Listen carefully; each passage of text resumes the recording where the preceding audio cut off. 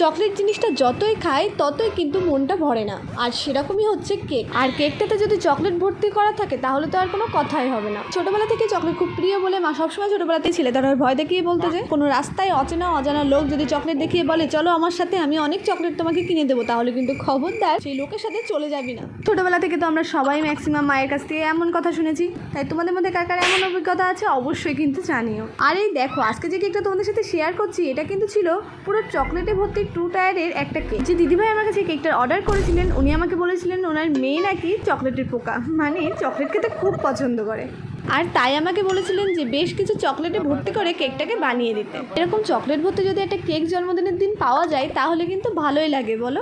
তোমরা কিন্তু জানাবে যে কেকটা দেখতে কেমন হয়েছে। যদি ভালো লেগে থাকে তাহলে অবশ্যই আমার ভিডিওতে লাইক আর আমার চ্যানেলকে প্লিজ সাবস্ক্রাইব করে দিও। দেখা হচ্ছে নতুন ভিডিও নিয়ে, আজকের মতো টাটা।